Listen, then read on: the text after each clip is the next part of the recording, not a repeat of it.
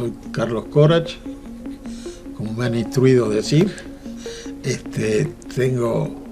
Nací en 1935, ergo tengo 88 años. Que hoy día es bastante normal tener esta edad, pero no era así hace muchos años. Creo que la extensión del periodo de vida que se ha dado en las últimas décadas es increíble, es decir, y creo que quizás debemos utilizar esta extensión de nuestra vida para sacar conclusiones de lo que hicimos y tratar de generar una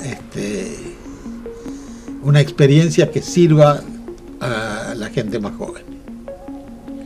Es decir, creo que para mí el contacto con la gente joven siempre fue muy importante. Aun cuando yo era más joven, siempre busqué, incluso yo trabajé en la universidad, en la Facultad de Derecho con gente joven, etcétera, porque creo que el intercambio de la madurez de la experiencia con la espontaneidad de la juventud siempre es positivo, siempre es positivo. Estuve ahí.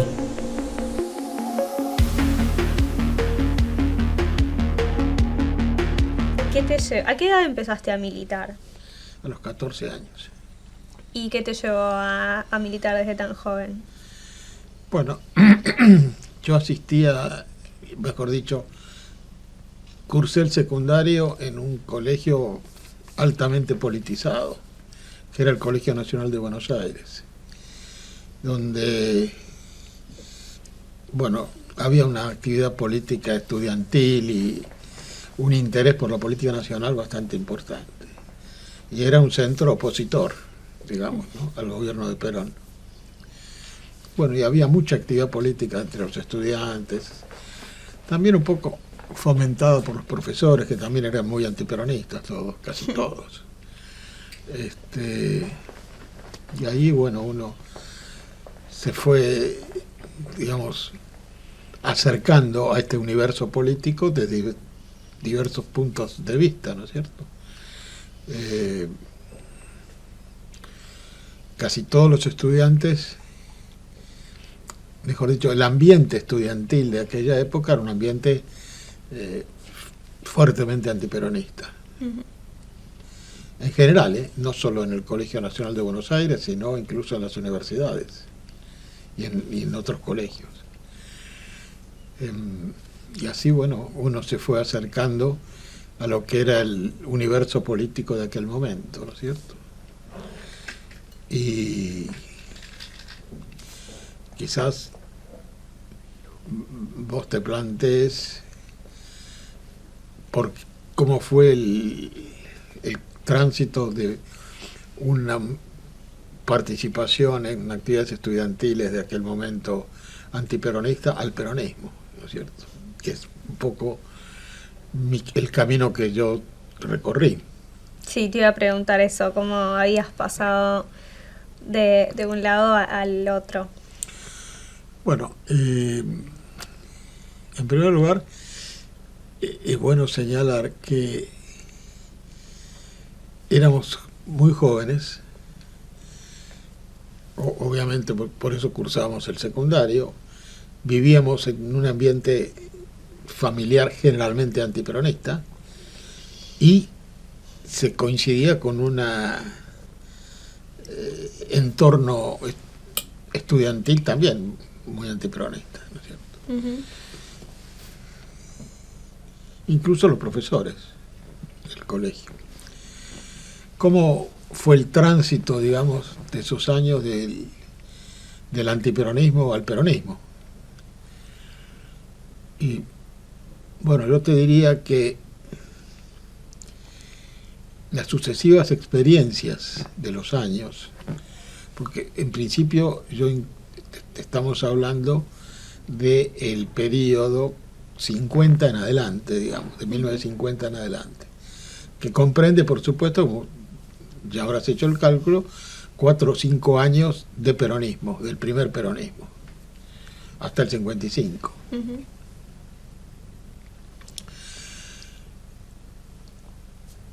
En general, la trayectoria política mía, por ejemplo, y mía y de tantos otros, fue una comprobación de que era muy difícil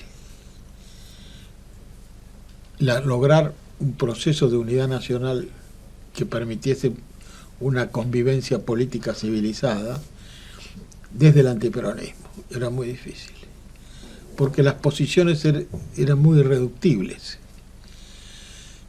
Y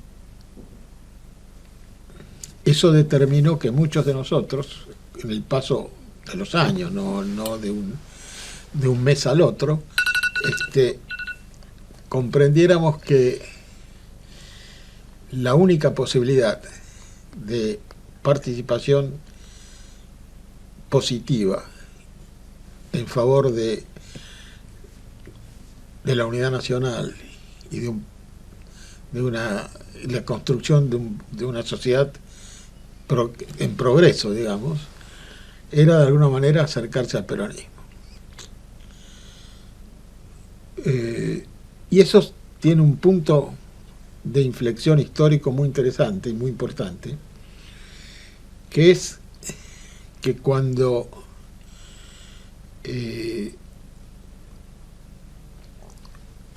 a partir de las ideas en el radicalismo, cuando el radicalismo se divide entre Frondizi y Balbín, Ujú. radicalismo del pueblo y la Unión Cívica Radical, intransigente, que era la que militaba con Frondizi, en la cual militaba yo también, a partir de la escisión se produce naturalmente, por la dinámica política del momento, un acercamiento de la Unión Cívica Radical intransigente a las bases peronistas y al propio Perón. Y eso conduce que en un momento dado, en el proceso electoral, creo que fue el proceso electoral que llevó al doctor Ilia a la presidencia, Ujú. con el 22 o 23% de los votos, una cosa así. El proceso preelectoral que lleva a ese resultado estuvo jalonado por episodios de una extrema intolerancia del antiperonismo al peronismo. Eso afectó mucho a la gente joven como yo de aquel momento, porque explicitó una voluntad de impedir que un sector del pueblo que nosotros sabíamos mayoritario se expresara. Ujú. ¿De qué manera? Y de varias maneras, pero por ejemplo, cuando se elige al doctor Ilia presidente,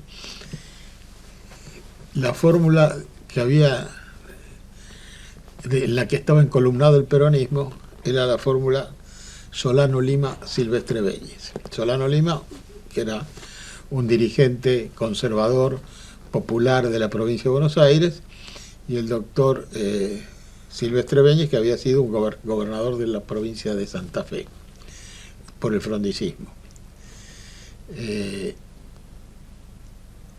La posibilidad de que esa fórmula se impusiera y llegara al poder nacional provocó una reacción muy fuerte de los sectores conservadores y esencialmente antiperonistas, y que llegó a la proscripción de esa fórmula.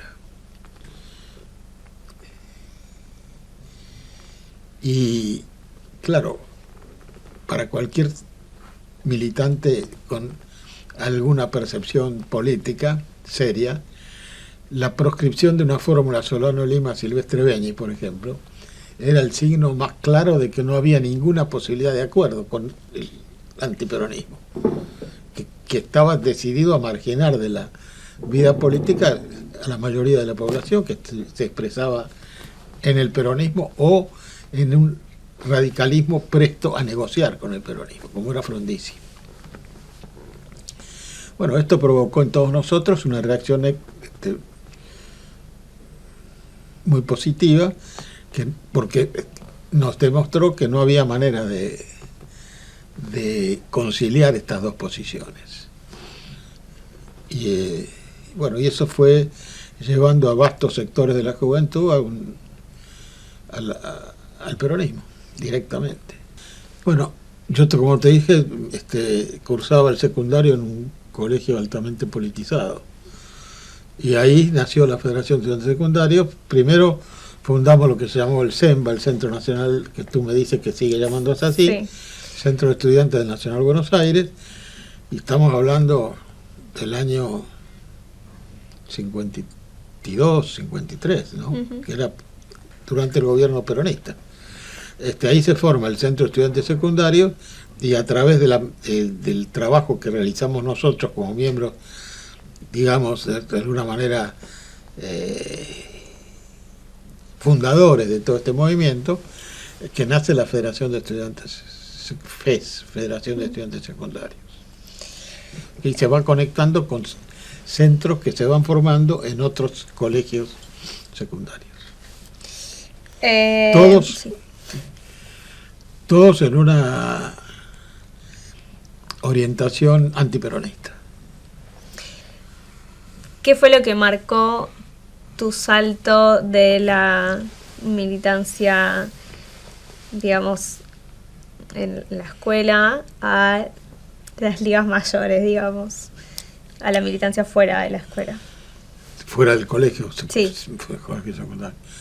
Bueno, simultáneamente con la militancia en el colegio secundario, todos empezamos a frecuentar centros políticos. Es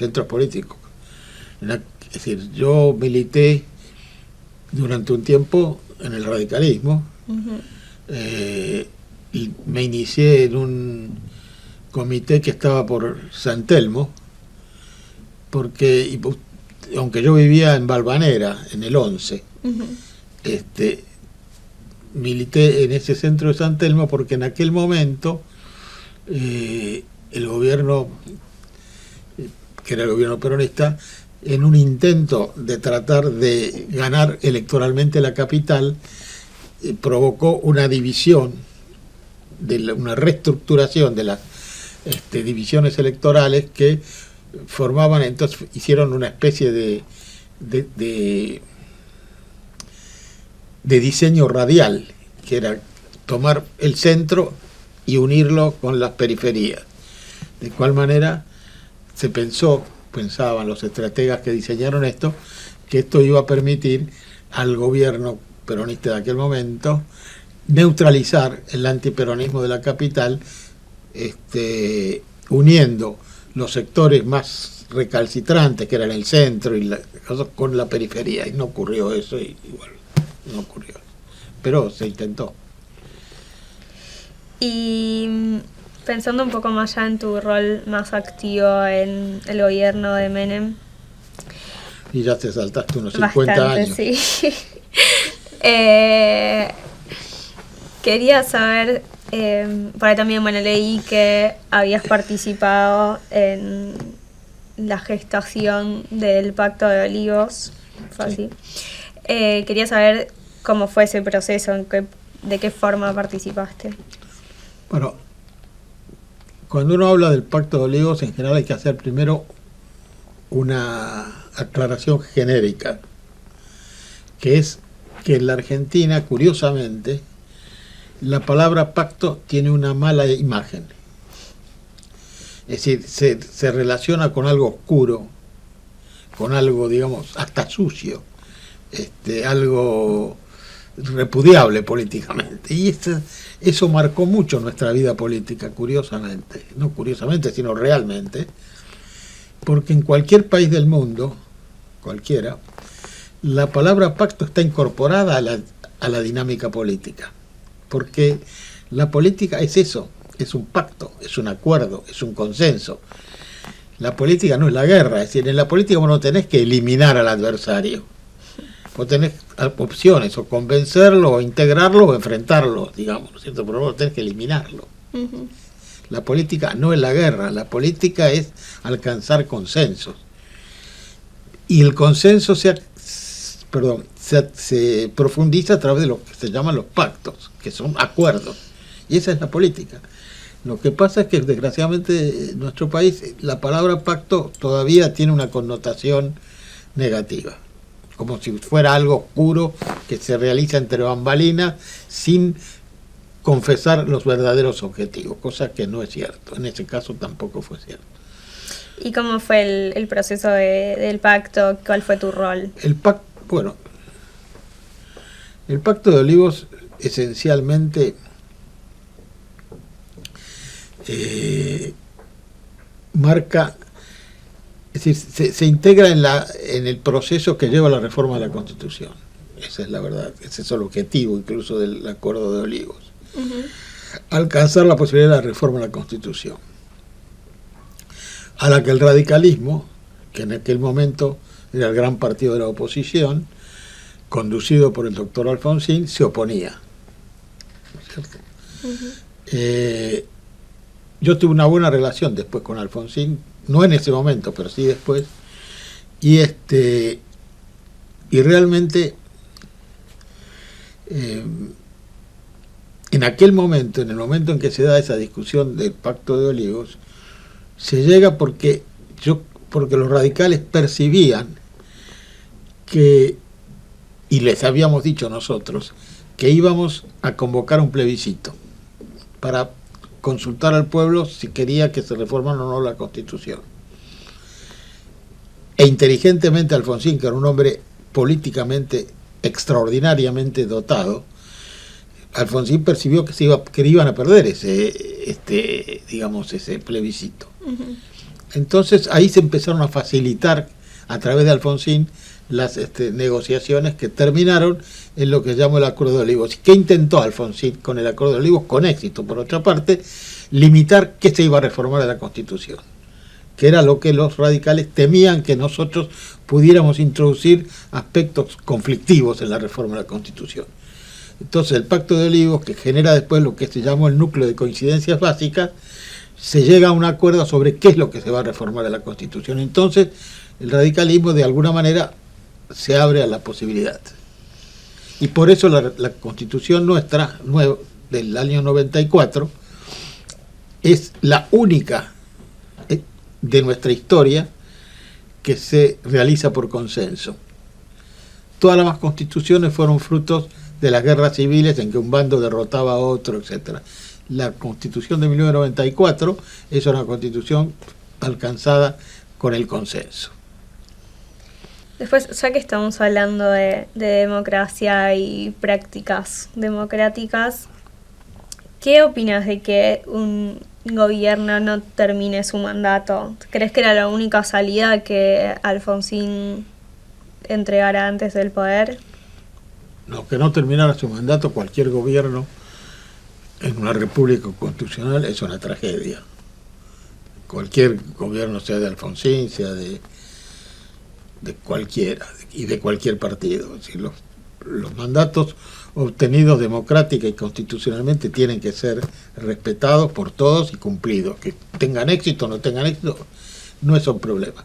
Pero los partidos políticos integrados en el sistema democrático deben colaborar para que este gobierno elegido por el pueblo, cualquiera sea, termine su mandato. Y por supuesto, pelear para poder ganar una elección, pero eso es otro tema.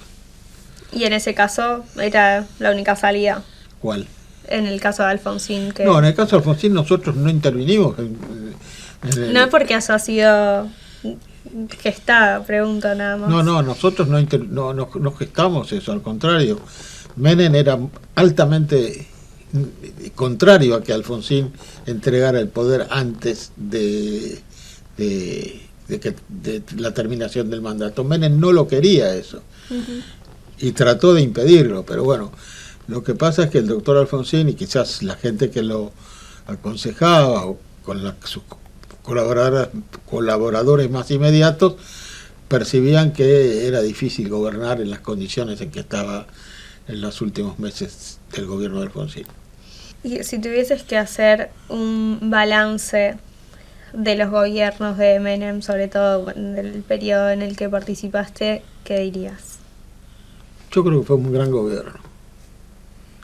Por supuesto, todos los gobiernos tienen aspectos positivos, aspectos negativos o errores, ¿no es cierto?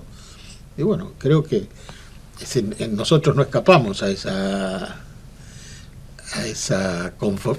ese diseño lógico que todos los gobiernos tienen. No es que el gobierno siempre acierta o hace las cosas exitosas. A lo mejor nos equivocamos, seguramente nos equivocamos en algunas cosas. Por ejemplo, yo creo que el intento del doctor Menem, de Carlos Menem, de intentar una segunda reelección fue un error, claramente. Y fue un error que él pagó con una derrota frente al presidente Kirchner, ¿no es cierto?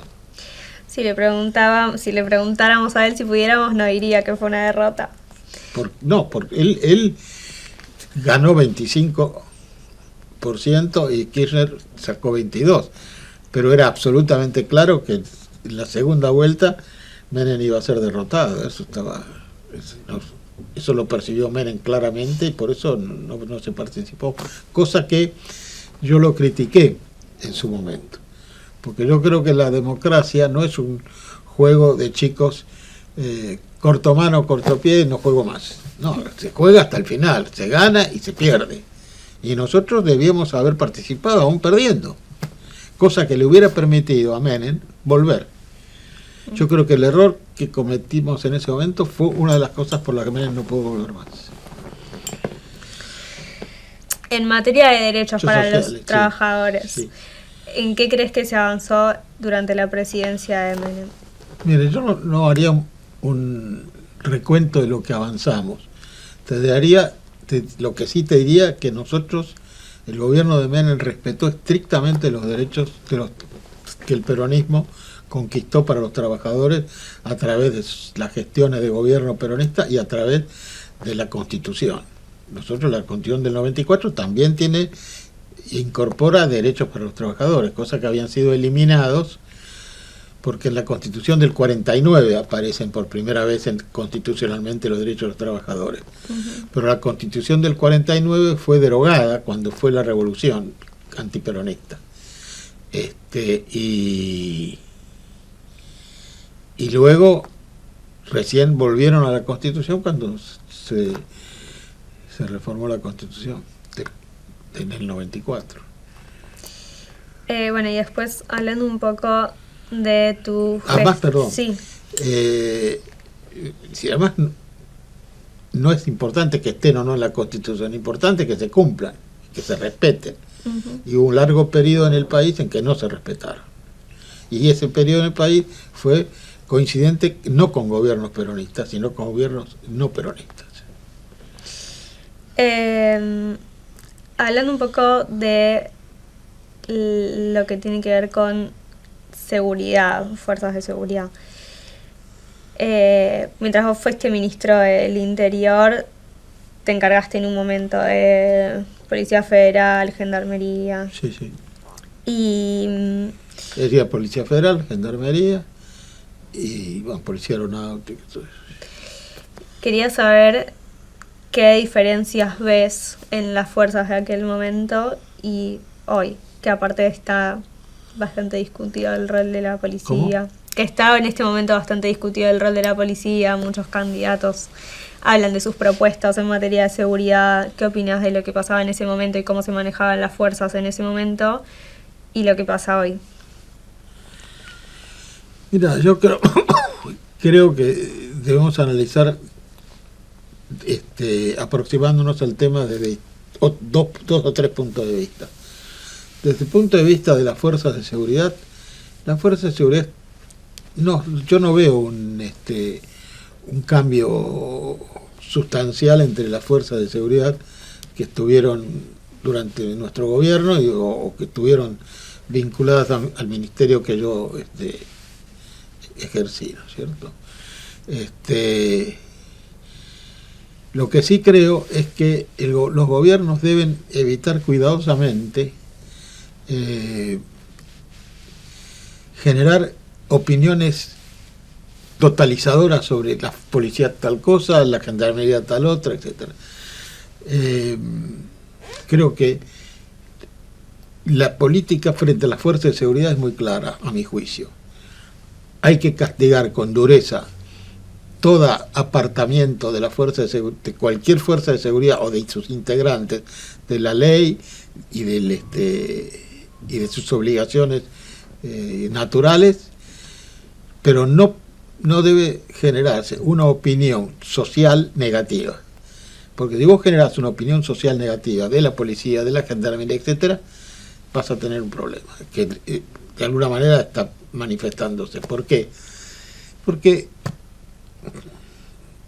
el policía, hay cosas que no, la gente o yo, o cualquiera, digamos, no valora en su totalidad. Gran parte de la personal de la Fuerza de Seguridad vive en villas de emergencia, por ejemplo. No vive en mansiones, ni en departamentos, vive en villas de emergencia. Sale a cumplir sus tareas de una villa de emergencia y deja a la familia en la villa. Esto es muy importante para pensar cómo sale un oficial o suboficial o lo que sea de una fuerza de seguridad a cumplir su misión. ¿Y cómo se soluciona eso? Y eso es difícil. En la época de Perón, por ejemplo, que por supuesto no es nuestra época ni tenemos los medios para hacerlo, quizás ahora, nadie. Se hicieron barrios policiales, por ejemplo, donde la policía le daba a los integrantes, por ejemplo, o la gendarmería, departamentos muy modestos, por supuesto, pero en barrios concretos donde podían vivir. Hoy, gran parte de las fuerzas de seguridad viven en villas de emergencia. Porque no pueden pagar un departamento, ni alquilar, ni mucho menos comprar. Yo creo que es muy importante que la sociedad perciba que la fuerza de seguridad no es una estructura ajena al resto de la sociedad. No es que viven como príncipes, no sé, habrá algunos que lo haga por problemas de corrupción, etcétera, pero el 99% de la fuerza de seguridad no lo hace así, vive muy modestamente. ¿Pensás que está en crisis el sistema representativo en Argentina hoy? ¿Cómo se manifestaría la crisis?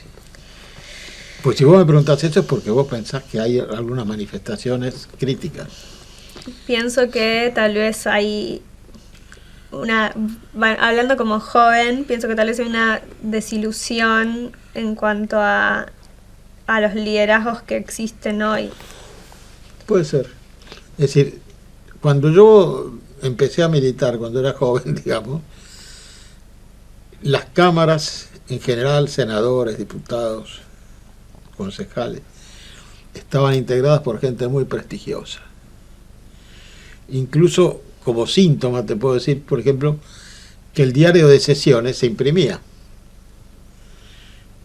Y yo aprendí mucho leyendo el diario de sesiones. ¿Por qué? Porque los diputados y los senadores eran gente interesante, que había estudiado, que se había preparado y daba exposiciones en las que vos podías aprender.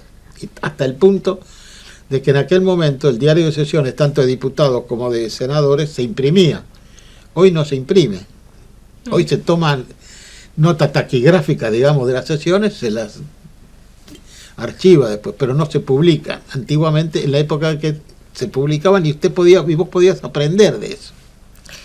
Pero más allá de la formación, que es importante, creo que también lo que pasa es que hay un poco una desconexión de los dirigentes con la realidad de las personas. Puede ser.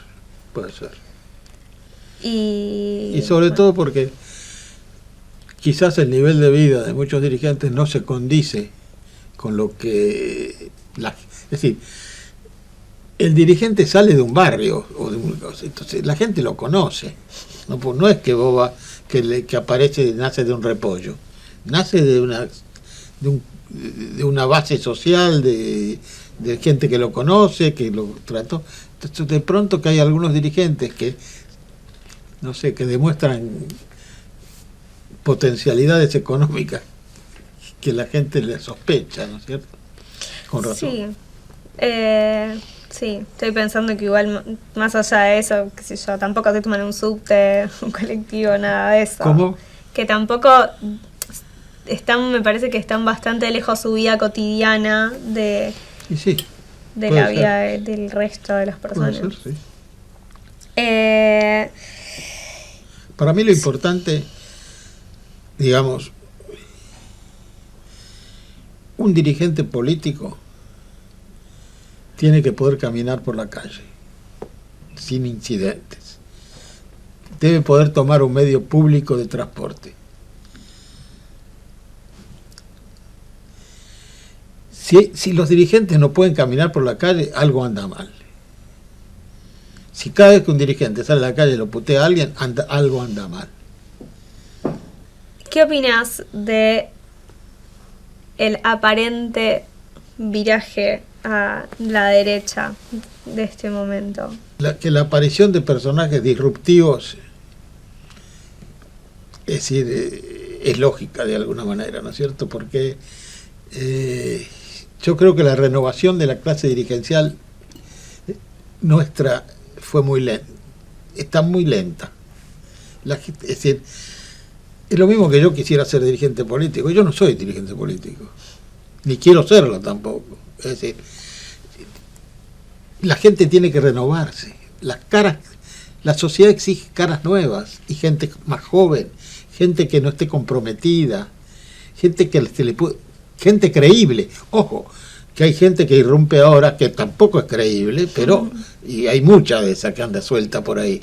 Pero lo que te quiero decir es que tiene que haber como un parto de sinceridad, ¿no es cierto?, dentro del escenario político nacional. Cosa que también es cierto en otros países del mundo, también existe lo mismo. Vos fíjate, bueno, en Brasil, que tuvo todo este tema de Bolsonaro y de este y del otro, que de alguna manera opacaron personalidades excepcionales como la de Da Silva, de Lula o otros. O en Estados Unidos, que aparece un señor Trump. Uh-huh. ¿Y qué haces con un señor Trump que dice lo que dice y lo votan? Y bueno, es así. ¿Te das cuenta? Es decir, creo que la cultura política contemporánea es difícil de predecir. Es difícil de predecir, porque de pronto aparece un señor de la nada y empieza a decir barbaridades. Uno los considera barbaridades, hay muchos que están muy conformes con esas cosas que dice, y uno no lo entiende. No entiende cómo un tipo como ese dice las cosas que dice y encima tiene cierta popularidad y ciertos votos y cantidad de votos. Y bueno, frente a eso yo creo que la democracia debe reaccionar permitiendo que se diga todo lo que se quiera decir, pero también empujando a la dirigencia a poner un dique a determinadas cosas. Un dique en el sentido ideológico, no prohibir nada, digamos, ¿cierto? Uh-huh. Pero si uno deja el escenario, yo no tengo edad para hacerlo ni ganas, pero si uno deja el escenario a cualquiera que dice cualquier cosa, ¿y qué sabe lo que la sociedad va a reaccionar apoyándolo o no? Fíjate lo que pasó con Trump o con Bolsonaro y muchos que ni conocemos. Uh-huh. Bueno, pero es difícil de gestionar eso. ¿Cómo? Es difícil de gestionar porque hasta donde hay prima la libertad de expresión no dejas que alguien diga no, cosa. yo no creo, digo afectar, es difícil de gestionar porque la sociedad está insatisfecha, porque la sociedad busca alternativas y no es difícil que parte de la sociedad encuentre una alternativa en un señor disruptivo como esos. Uh-huh. Es decir, yo no tengo nada con personal ni político, señalo cómo funciona. Entonces no podés después sorprenderte y decir, uy, ¿cómo gana? Y gana porque es así, porque la sociedad lo acepta y porque hay carencias que la dirigencia no cumple. Entonces aparece alguien que llena ese vacío. Bueno, muchas gracias por acercarte a hablar con nosotros para celebrar estos 40 años de democracia. A mí, te agradezco yo, para mí el contacto con la gente joven que hace política es muy importante. Muy importante porque uno aprende, siempre se aprende.